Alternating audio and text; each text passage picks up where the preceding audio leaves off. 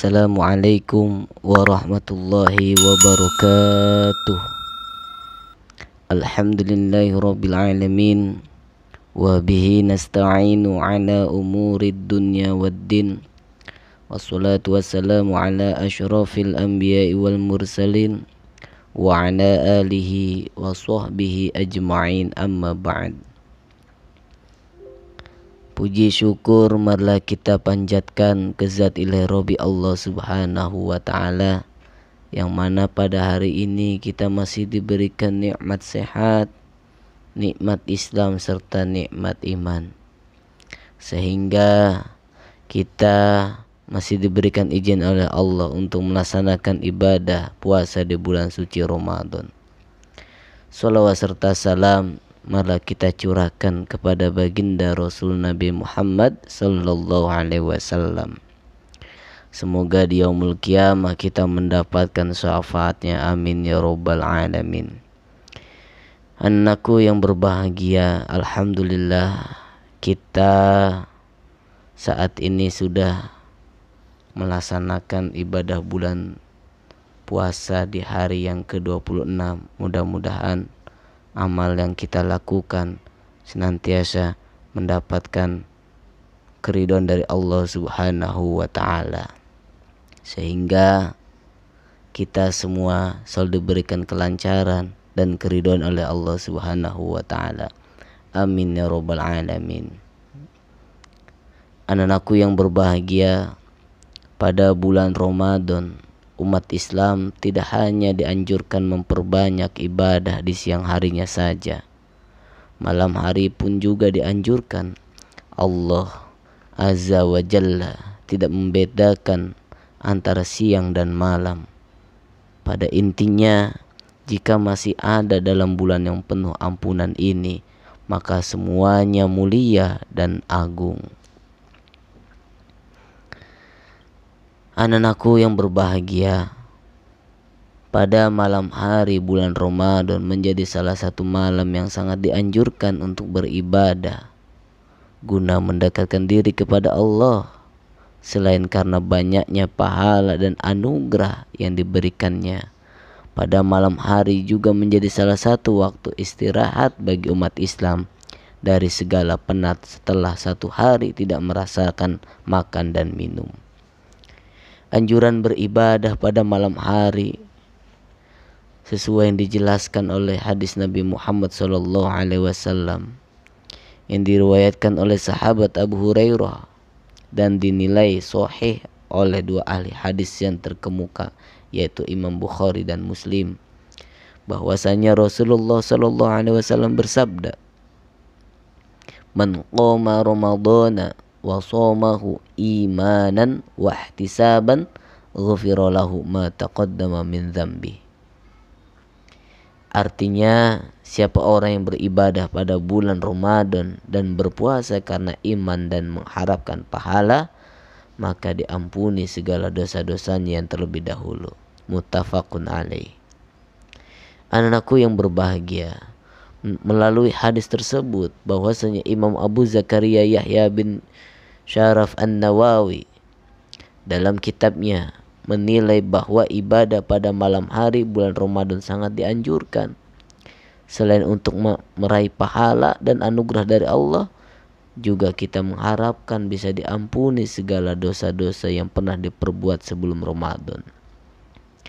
Hanya saja anakku sekalian, jika ditelusuri lebih dalam, hadis di atas menggunakan lafal-lafal umum yang tidak bisa dikhususkan pada suatu ibadah tertentu. Oleh karena itu perlu ditegaskan bahwa yang dimaksud beribadah pada malam tersebut adalah sholat tarawih. Sebagaimana Imam Nawawi mengatakan, wal muradu biqiyami ramadhana sholatu tarawih. Artinya yang dimaksud dengan hadis tersebut adalah beribadah pada malam hari di bulan Ramadan adalah dengan sholat tarawih, yaitu dalam kitab Syarhun Nawawi ala Muslim. Menurut Imam Nawawi, sholat tarawih merupakan salah satu ibadah sunnah yang sangat dianjurkan, atau boleh dikatakan atau sama saja dengan sunnah muakkadah pada bulan Ramadan. Dan waktunya adalah setelah sholat isya. Sholat yang satu ini juga dianjurkan untuk berjamaah di tempat-tempat yang ramai seperti masjid dan musola, karena merupakan bagian dari syiar Islam yang harus ditampakkan. Anakku yang berbahagia, dengan berpijakan pada hadis dan penjelasan An-Nawawi di atas, dapat disimpulkan bahwasanya melakukan sholat tarawih tidak hanya sebatas pahala saja, sebagaimana ibadah lain pada umumnya. Lebih dari itu juga diampuni segala dosa yang pernah dilakukan sebelumnya oleh Allah. Lantas, apa saja manfaat dan faidah yang didapatkan oleh orang-orang yang melakukan sholat tarawih? Simak penjelasannya berikut. Bahwa jika kita lihat dari perspektif hadis melalui penjelasan para ulama dan perspektif lainnya, maka sholat tarawih memiliki dua faidah yang penting dan sangat penting ya pada diri seseorang itu. Yang pertama, anakku sekalian, faidahnya adalah secara rohani, maksudnya berupa diampuni segala dosanya. Dan yang kedua, faidah secara jasmani, berupa sehat badan dan terhindar dari berbagai penyakit. Mari anakku sekalian, kita akan bahas. Yang pertama, faidah rohani. Sebagaimana dijelaskan dalam hadis riwayat Abu Hurairah di atas, bahwa orang yang beribadah pada malam hari bulan Ramadan dengan melakukan sholat tarawih, maka Allah akan mengampuni semua dosa-dosanya yang telah berlalu. Dosa apakah yang diampuni? Masih dikutip dari kitab yang sama menurut Imam Nawawi dalam kitabnya, hadis di atas hanya mencakup dosa-dosa kecil saja. Nah, dengan kata lain, Allah hanya memberi ampunan atas dosa kecil, sedangkan dosa besar yang pernah dilakukan oleh seseorang tidak bisa diampuni hanya dengan sholat tarawih saja. Untuk diampuni maka membutuhkan taubat dan penyesalan yang sedalam-dalamnya. Hanya saja menurut Imam Nawawi, dengan melakukan sholat tarawih di bulan Ramadan, Allah akan menjadikan dosa besar berubah menjadi dosa kecil. Dengan demikian Allah akan memberi ampunan atas dosa tersebut. Dalam kitab An-Nawawi Syarhun Nawawi ala Muslim. Senada dengan pendapat di atas, Syekh Muhammad Syamsul Haq Abu At-Tayyib dalam salah satu kitabnya juga menjelaskan bahwa dosa yang dimaksud pada hadis di atas adalah dosa-dosa kecil, namun tidak menutup kemungkinan bahwa Allah akan memberi ampunan atas semua dosa-dosa besar.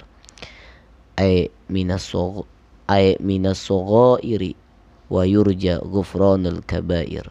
Artinya, yaitu mulai dari dosa-dosa kecil dan diharapkan ampunan dosa besar. Dalam kitab Aunul Ma'bud Syarh Sunan Daud.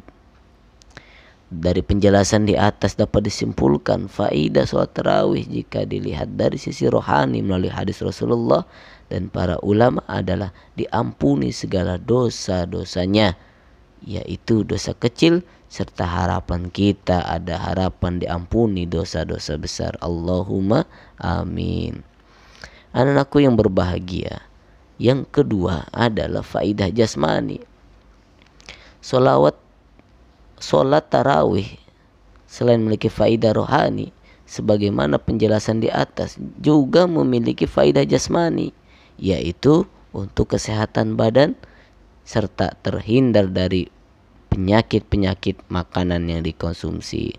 Syekh Muhyiddin dalam kitabnya menjelaskan faidah solat yang satu ini menggunakan perspektif jasmani. Dalam kitab ini disebutkan solatut tarawihi sunnatun muakkadatun lirrijali wan nisa'i wa hiya 20 raka'atan wa tufidu hadmat ta'am wa tanshitul jismi wa maghfiratadz dzunubi.